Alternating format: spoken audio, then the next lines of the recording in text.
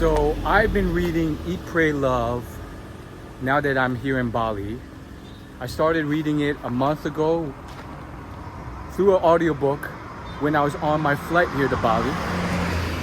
And it's a long book, and I wanted to share with you just some quick thoughts about my reaction to what the book was about, and then contrasting that with my first day here in Ubud, which is where the book takes place, at least for the Indonesian part of the book. I'm going to keep this concise as much as possible because I know you guys have short attention spans. But it's a really long book. It's like something like 15 hours. So it's broken into 3 parts, like a 3-part story. The first 2 halves are really about her travels to India and Italy. I had no idea coming into the book what it was about. I just knew that it had a lot to do with Bali. It had a lot to do with the culture here. Wow, look at that temple. Amazing. And I figured, let's check this thing out finally. I've heard about it. I knew there was a movie made. It brought a lot of people to Bali, mostly women. And because it's like a female book. And then I decided to try it out. So I think I have more to say once I finish the book, but first things first, I really do think what was said in the book about Bali has probably changed. So there's different parts to Bali. Ubud is one center point, but there's no beach here. This is more of like a jungle. It's a bit more spiritual, but also very touristy, lots of traffic, and lots of like yoga retreats, waterfalls, rice paddies. Now everyone kind of gravitates to Canggu, which is like the digital nomad hub. And that's where people go for like nomad stuff. There's a beach, you can surf there. It's a lot more developed, so there's restaurants, there's a party scene and so forth. Now, the book and the story happened many years ago. He's basically going through divorce, dealing with the aftermath of divorce, and decided to take a year off to travel the 3 parts: Italy, India, and Bali. I would say most of the book is very spiritual. She's kind of saying things through her perspective as a very Americanized, middle-aged American woman. So she's talking about how she processes spirituality through her kind of Americanized Lululemon eyes. And now that I'm part of Bali, spent most of my time in Canggu and here in Ubud now, I'll tell you this, it's changed a lot since that book was written. I think certain things she describes, it's not the same Bali anymore. There's a lot more traffic, a lot more people, tons of people flowing through here who love it. And maybe that's a good thing. Maybe she might complain, maybe she might not, but I think the tourism really helps the economy here. And some may complain it's overcrowded or whatnot, but hey, it's still so good that a lot of people come here. I would say the one thing she does get right is the affordability. Sure, the prices are not the same as the prices when she was there. When she wrote the book, she said she could get like a really nice hotel for $10 a night. One of the nicest places she'd stayed ever for really cheap prices. Now you're probably looking at double those prices, if not triple. But still, that's like $30 a night. That's still maybe 40. That's still much better than getting a really nice place elsewhere. I'm staying in this little house. I get the first floor with the living room to myself, a mini kitchen, a water cooler, and then an upper floor with a bedroom and bathroom. All to myself off around $20-ish a night, which is an incredible deal. And yeah, I would say there's crowds here, but check it out. The streets are much more walkable than Canggu. They actually have a sidewalk here. In Canggu, there's really not much of a sidewalk, and there's so many scooters. So I also think the magic of this place comes from your perspective in your lifestyle. A middle-aged 40-year-old woman who just went through divorce and the spirituality of it is going to go to different things than a 20-year-old partier who goes to Canggu. So they're going to have different complaints and gripes about it than someone else who's going to something completely different. The partier who's 20 years old is going to the popular bars in Canggu, like Cinnamon, like what's it called? Sandbar, Old Man's, Mexicola.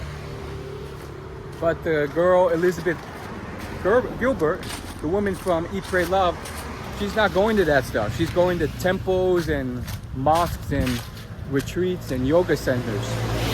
So you just get a different experience. My first impression of Ubud is, yeah, some things are not that developed, and maybe it's not as clean or nice, and I've heard people complain about that in Bali, but usually those are the people who are coming from a bougie place. I think one person who complained about that, about things being grungy, he came from San Diego. So, but I don't really care about that. I think it's fine. The roads are more walkable. Case in point, like if this was Canggu, this sidewalk would be a third of the size, and there'd be scooters passing me by all the time. It'd be more dangerous to walk, so people don't really walk much. But now I'm getting my steps in. On top of that, I think there's a lot of good jungle areas. It's in the jungle, so you just get a much nicer feel for this place.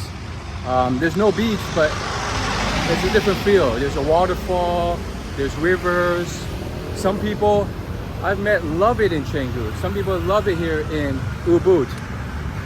And there's plenty of the stuff you might want to see.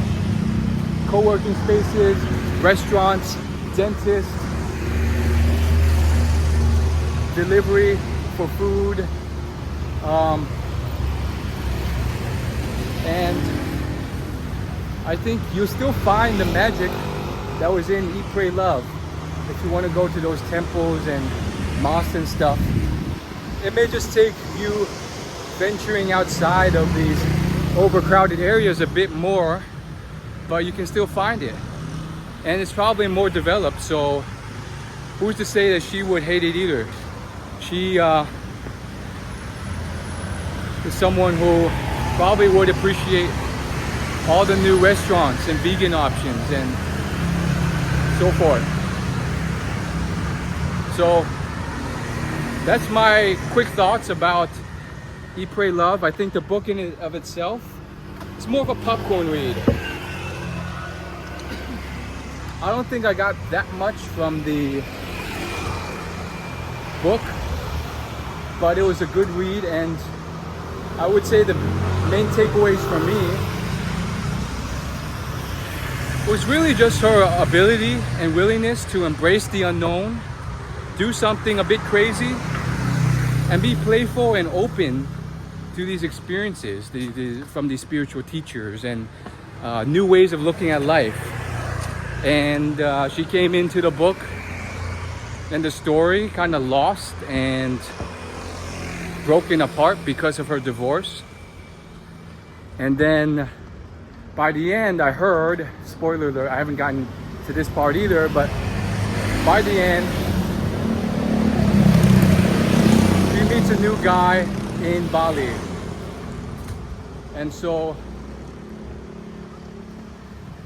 taking a year off to travel may seem like a death sentence to someone like me or her who comes from the US, because a year off work is like a year where your competition gets ahead and a year where you're not working or generating income. But she didn't dwell on it. She arranged something with her employer to make it happen. She lived off savings, and she came back with a best-selling book and a movie after, many years later after she published it. So this stuff happens, and she found a resonating crowd with middle-aged women who loved the book. And I think for me, that's what I'm going to take through it. I think Bali was really the key focus of the book, or at least what caused a lot of people to travel to Bali. I think people were already going to Italy, and not that many were in to go to India, or maybe they more went to India after the book, but Bali was really the big thing that the book pushed. And once again, I love how walkable these roads are. I mean, you may be like, oh, this all cracked and broken, but like compared to Canggu, I can walk freely without having to bump into scooters all the time. It's great. There's actually a sidewalk here. Anyhow, it feels great to be in the jungle, and I do think that's one thing I'm taking away from the book. It's just that free nature and willingness to heal and move on and laugh at life and embrace it. She said a lot of words in the book, tons of thoughts about spirituality and embracing what's next and going with the changes in life. I think in India, her plan was to travel and visit many different spiritual teachers, but she liked the first one so much she ended up staying. And at first she felt bad about that, but I think in a dream, her friend told her like, well, no, this is the new path and this is what you wanted, so do it. So I think as someone who's not into that spiritual hippie stuff, usually the one thing I got from the book is that, like, there's different walks of life to success and happiness. And some of it doesn't involve just constantly working and generating more money. She literally took a year off and she healed, she recovered from her divorce. She found so many amazing memories and adventures through her travels. And so will I.